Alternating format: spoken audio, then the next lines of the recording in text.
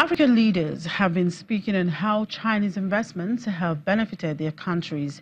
This comes ahead of the Beijing summit of the Forum on China-Africa Cooperation slated for September to further promote cooperation between them. The President of Malawi, Arthur Peter Mutharika, Chinese investments in Malawi have not only brought rapid growth to its economy, but also benefited Africa as a whole. The president praised China for its contribution to the economic development in Malawi. Chinese investment has been extremely useful in this country. You are seeing the parliament building as you are coming. That was built by the Chinese on a grant basis, but also one of the roads in the north. And there are a number of projects here, hotels, including one University of Science and Technology, which are built by Chinese on a concessional basis. And the other investors from China, this project I mentioned, the business park, which will employ 3,000 people, is by Chinese investors that are investing $100 million. He said China's investments in the country's communications sector not only benefited Malawi, but also boosted economic development in Africa. I think that the key areas that can impact us here in Malawi, I know there's an investment, for example, a project, phase 2, by the Chinese companies. So we want to get internet transport all over the country so things can move and communication can take place. So those are the kinds of things that I think can bring about rapid growth of our economies, Malawi, but also Africa's economy.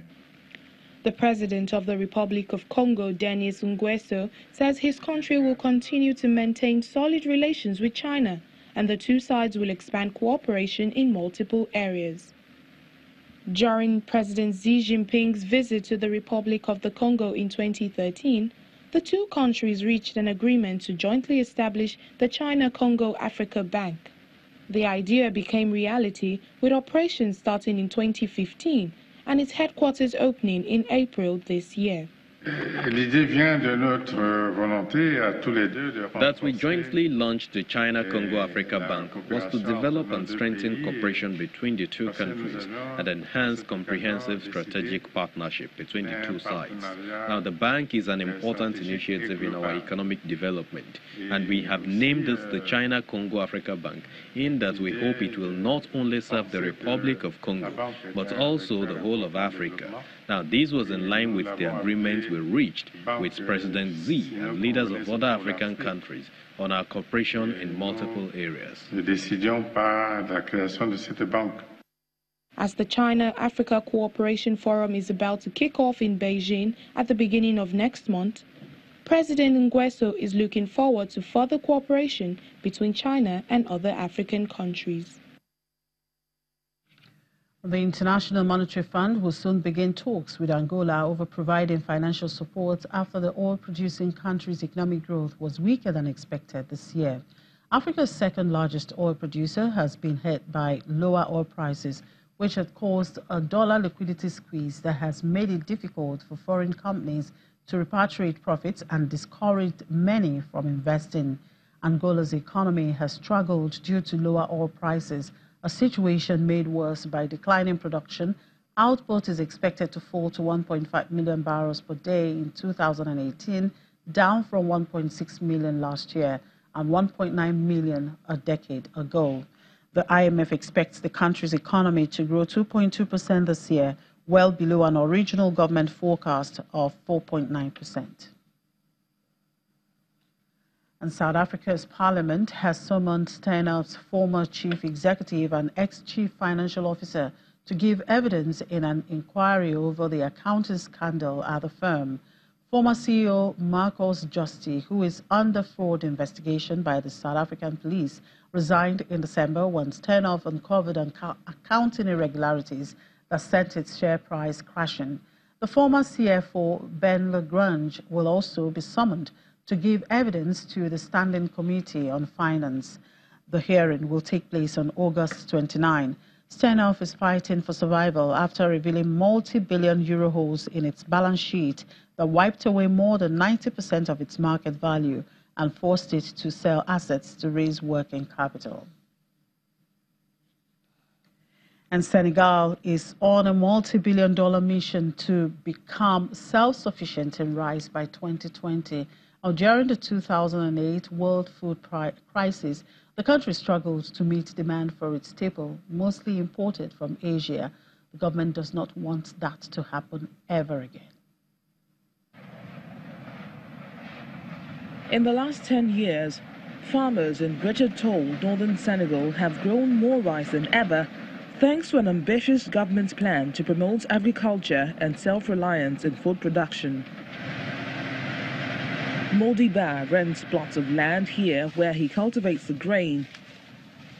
In the past, he says he would have to pay laborers to help with the harvest, but can now hire a combined harvester at a cost subsidized by the government.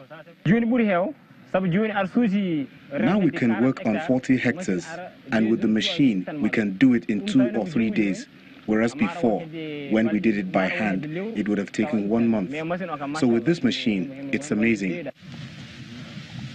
Faced with surging prices for imported rice, the staple for millions in the West African country, former President Abdoulaye Wade unveiled plans in 2008 to raise domestic rice output fivefold in a year.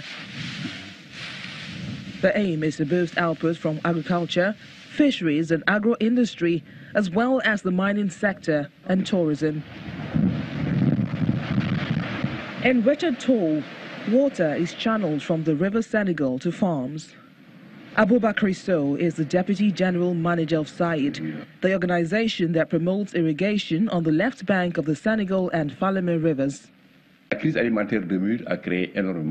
food crisis in 2008 created huge difficulties for our population in Africa, in a general fashion, but also in the world.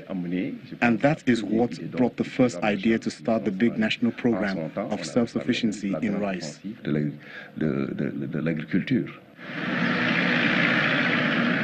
The growth program has received financial support from the World Bank and other international donors.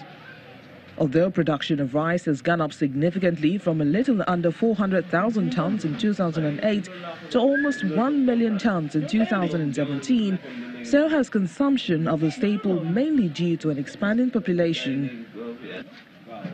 As a result, President Macky Sall's government extended the program to make Senegal self-sufficient in staples by 2020. More local rice is now available on the market. Experts say with at least 60% of the population already working in agriculture and with more efficient use of arable land, it's possible for Senegal to achieve its goal of food self-sufficiency and growth. And with that, we draw the curtain on today's edition of the program. Thank you very much for watching. I'm Chimeze Obi Iwabu.